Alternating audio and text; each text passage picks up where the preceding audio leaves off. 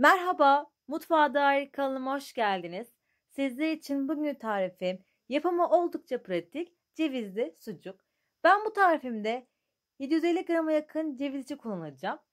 Büyüklüğü bu şekilde. Sudan geçirelim ve tekrar üzerine geçecek kadar oda ısısında suyumuzu ilave edelim.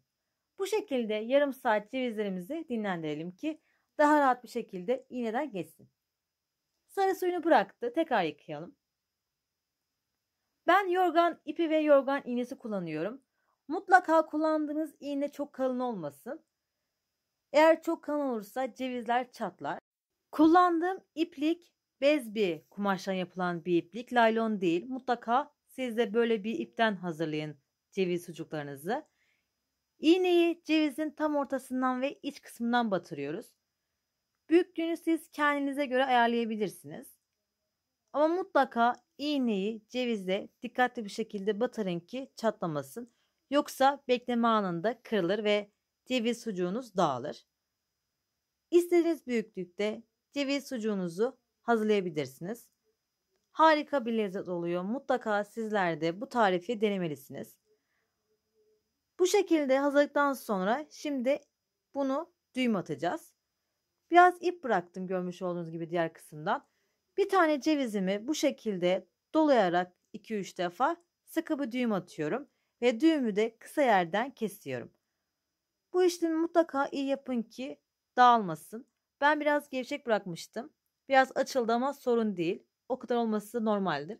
Ama siz olabildiğince bütün düğümleri sıkı atın ve bütün cevizleri birleştirin. Bu şekilde hazırladım.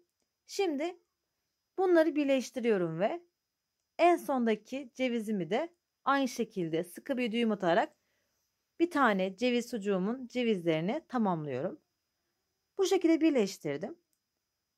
Sıkı bir şekilde cevizleri birleştikten sonra bir tane en üstteki cevize tekrar ipimi doluyorum.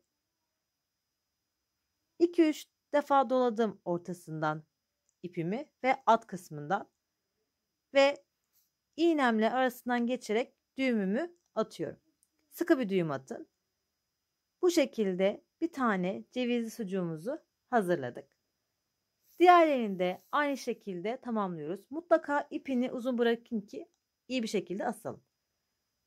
Cevizlerim hazırladım. 6 adet çıkıyor. Siz daha az veya daha çok da hazırlayabilirsiniz. Bu şekilde sıkı görmüş olduğunuz gibi.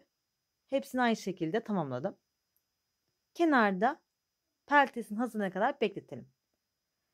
Peltesi için tencereme 2 su bardağı pekmezimi alıyorum. Ocağım şu an kapalı. Ben üzüm pekmezi kullandım. Ve bardaktaki pekmezi ziyan etmemek için de aynı bardakla üzerine 3 su bardağı su ilave edeceğim.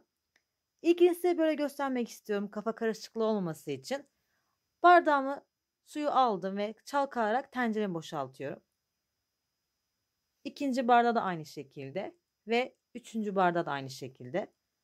Daha sonra bir çay bardağı süt, bir çay bardağı dolusu nişasta, yarım çay bardağı toz şeker ve 2 yemek kaşığı dolusu un.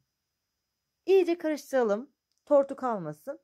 Tamamen çözüldüğü zaman ocağımızın altını açıyoruz. Ocağım altı şu an açık. Orta ateşte devamlı karıştırarak peltemi hazırlıyorum. Görmüş olduğunuz gibi göz göz oldu. Artık göz göz olunca sadece 1 dakika pişireceğiz peltemizi. Ve ocağım şu an kısık ateşte. Bu pelte fazla pişmiyor. Sadece göz göz olunca 1 dakika pişireceğiz. Ama mutlaka karıştırın ki yanmasın.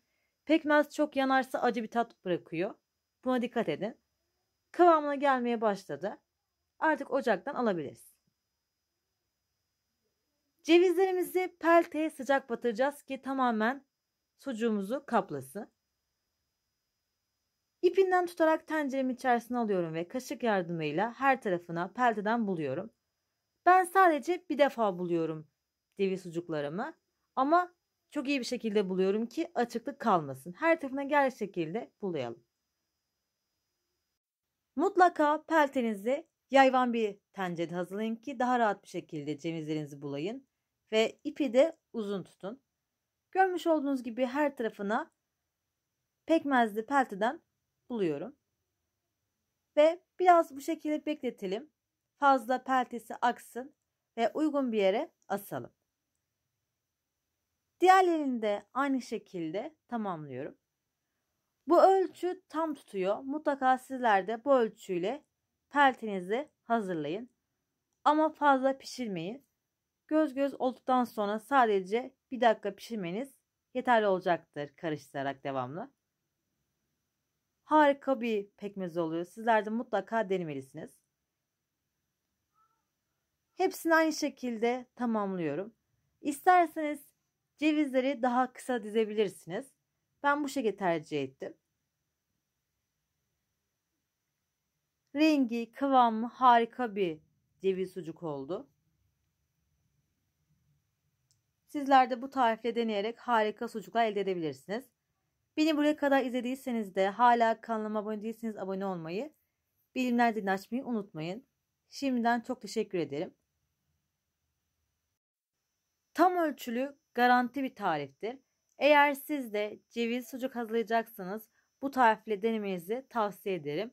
Tam tutan bir tariftir. Hiçbir şekilde kuşku olmasın. Cevizlerimi uygun bir yere astım. Altına bu şekilde bir yağlı kağıt serdim ki fazla akan peltiler ziyan olmasın.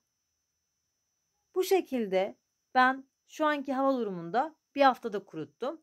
Eğer güneşli bir hava olursa 3 günde de ceviz sucuklarınız hazır olacaktır. Rengi harika.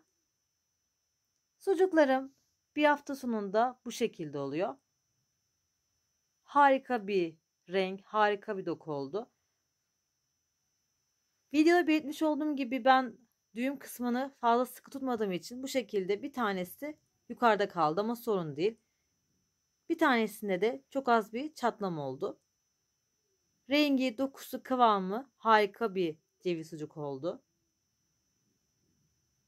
Size içini de dilimleyerek göstermek istiyorum. Bu şekilde dilimleyerek iplerini kolay bir şekilde çıkartabilirsiniz. Zaten kestikçe ipler kesiliyor. Bazen de kolay bir şekilde arasından çekebilirsiniz. Peltesi çok kalın olmadı, çok da ince olmadı. Çayın, kahvenin yanına yakışan harika bir tarif oluyor. Sizler de mutlaka bu tarifi denemelisiniz. Bu şekilde keserek de saklayabilirsiniz. Rengi, dokusu harika bir sucuk oluyor. İsterseniz bu şekilde dilimleyerek saklama kabında saklayabilirsiniz veya bütün olarak. Görmüş olduğunuz gibi harika bir şekilde kurudu. Ele yapışmıyor. Görmüş olduğunuz gibi elime yapışmadı. Bu şekilde olursa zaten kurumuş oluyor. İsterseniz sucuklarınızı bu şekilde bütün olarak saklayabilirsiniz. Veya dilimleyerek de buzdolabında kutu veya buzdolabı poşetine saklayabilirsiniz. Tarifimin sonuna geldim. Beni buraya kadar izlediyseniz kanalıma abone olmayı, yeni tariflerden haberdar olmak için de bildirimleri açmayı unutmayın. Farklı tariflerde görüşmek üzere, hoşça kalın.